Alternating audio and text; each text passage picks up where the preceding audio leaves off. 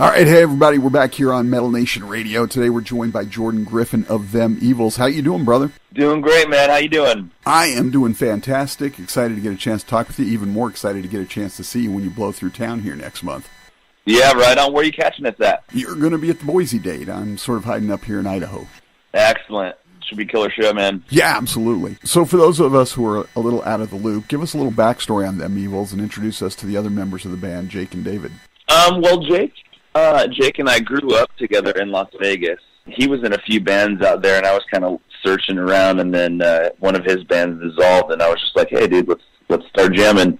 So we eventually started a band. We just realized, like, Las Vegas wasn't the place to play rock and roll, and we wanted to, pursue our dreams and further our career, so we moved to L.A., more specifically Huntington Beach, just 45 minutes south of L.A., and then we met David, like, a year later after trying countless amounts of Craigslist drummers, and once we found David, the rest is history. Now, you guys have a really great groove and a really great sound, and the name, I love the name. Where did that come from? Thank you. Funny story, my mom, she actually got the name. She was driving through the city Temecula, and she was texting my uncle at the time, and she spelt it wrong, and Siri auto-corrected Temecula to Them Evils. So my mom texted me, and she was like, hey, I got a good band name for you, Them Evils. I was like, oh, fuck yeah, that's perfect. That is fantastic. So you guys have a lot of groove and old-school rock and roll swagger to your sound, yet you manage to keep it fresh and relevant.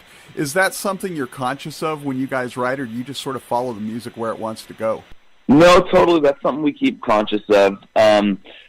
We write music that we were inspired by. We love the sound of classic rock. We think it's the best type of music. We think musically it's just, it's just badass. It's the best.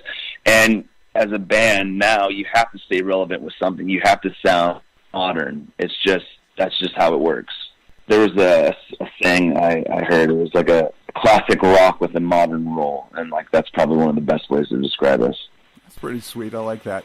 And it's always hard when you do the interviews for the first time. There's all these generic questions you sort of have to ask because you don't know the band yet. But one of them, obviously, you mentioned classic rock. Are there 2 or 3 artists or bands that you all sort of cumulatively sort of derive influence and inspiration from? Definitely AC/DC. I would say that's number one. Black Sabbath. Who else? I would say just anything straightforward rock and roll, like Led Zeppelin. That's another great one. When it comes to drums, we're like, David, do what Bonham would do. And then when it comes to guitar or vocals, I'm like, do what Angus Young or Bon Scott would do, Well, that's interesting, because I love your guitar sound. You've got this really sweet tone. But when I was listening to it, I really it reminded me a bit of Ace Frehley from Kiss. Who have you drawn influence in regard to your style? That's a good question. I haven't really thought about that. I actually just really got into Kiss, too. I've been listening to the Destroyer album a lot. But guitar-wise, I would say Jerry Cantrell from Alice in Chains. He really inspired me a lot. And definitely James Hetfield, because when I first started playing guitar, it was all Metallica. Now, you guys have already released 2 EPs, but you're currently running a pledge campaign for the new one. What can fans expect from the new album, and how can they get involved? Well, they're going to expect some balls-out rock and roll, faster tunes, just more catchy. We're really proud of these. We actually have a few older ones that we remixed and remastered and re-recorded. And all you can do is just, go to our Pledge Music campaign, /project/Them Evils. We have an all-access pass, and it includes a digital download of our newest EP. Just download that. We got a whole bunch of killer merch on there. We got merch bundles. We got bus hangouts, pizza parties. We got beer koozies. We're even selling some of our personal collection live played guitars.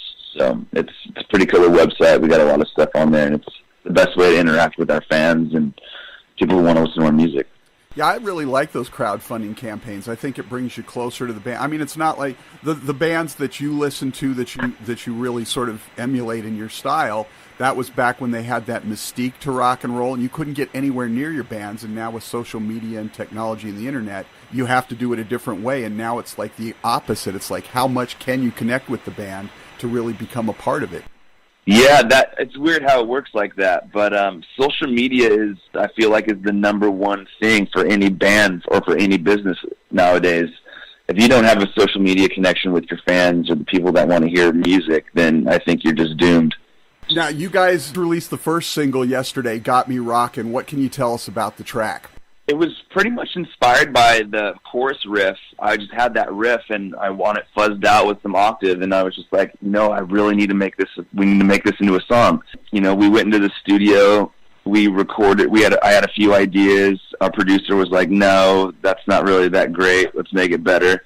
So we came up with the intro riff. We came up with like kind of that groovy like drum beat in the verse with just like the single staccato notes, and then it went heavy into the riff again, and we added some solos. We just wanted to make it like a modern sound, but like again, really classical rock sounding. And then the lyrics, they're just about picking up a chick and just going on a joyride and having fun and drinking beers.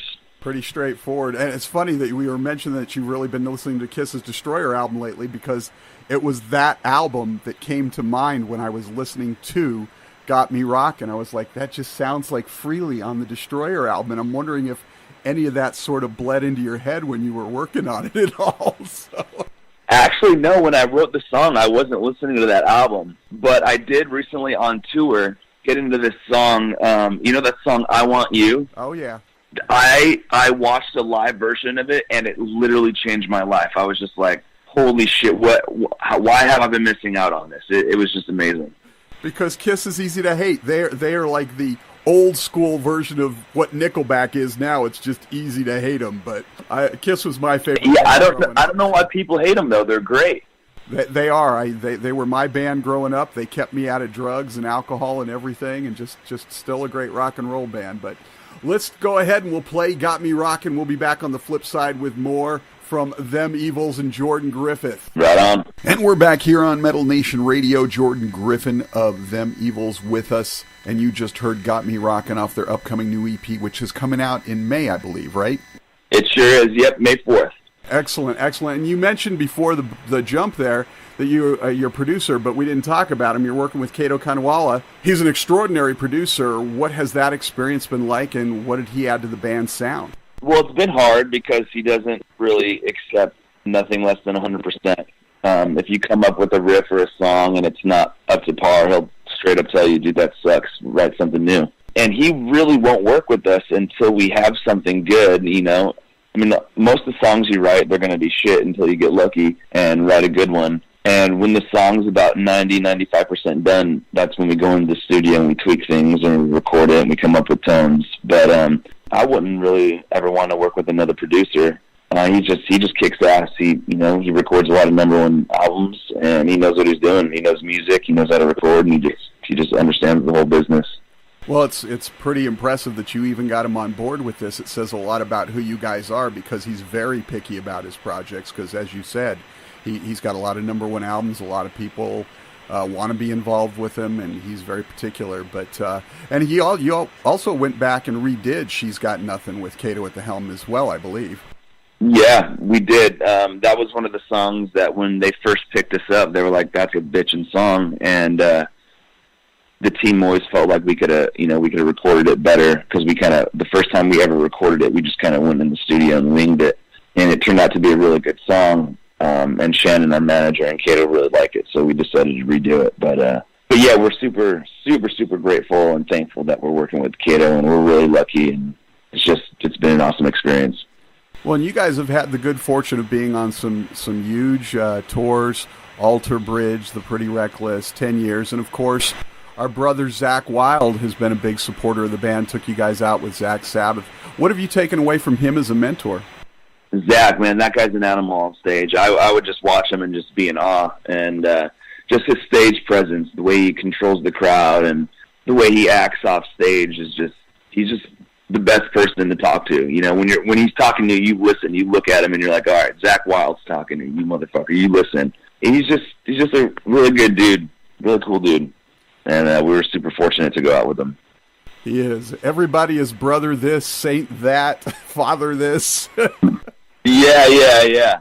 Yeah, I talked to him just a few weeks ago about the new Black Label album, and it's funny, you cannot have a linear conversation with Zach, because you'll ask him one thing and he'll go off on a 10-minute tangent and bring he'll do that. Yeah, He was very into politics as well. I remember he was ranting about the gun control and the NFL shit that was going on with Colin Kaepernick and people leaning and the whole Trump, and it was just awesome. But he's very knowledgeable with that kind of stuff.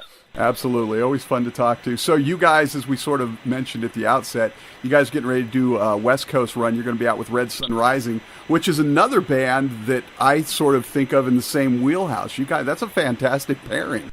You know, I have not really gotten to their music because I've been so damn busy. I haven't had I've heard a few songs, and from what I heard, I really like, but I haven't really checked out their whole discography or listened to a whole album yet.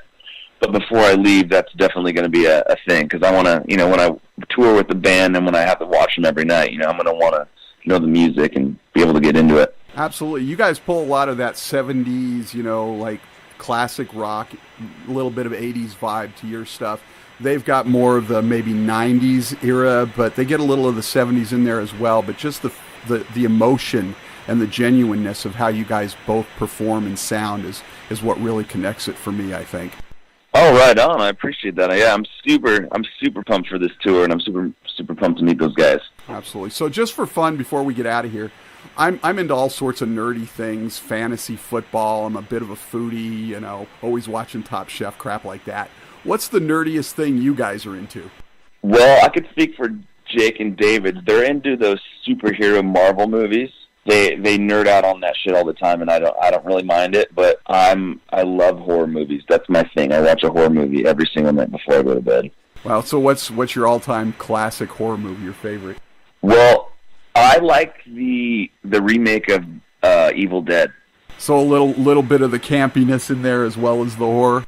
Yeah, I love gore. When I see blood and people's heads getting cut off, I love that stuff. Like Texas Chainsaw Massacre. Even that one movie, Hills Have Eyes, the remake of that one was really good too.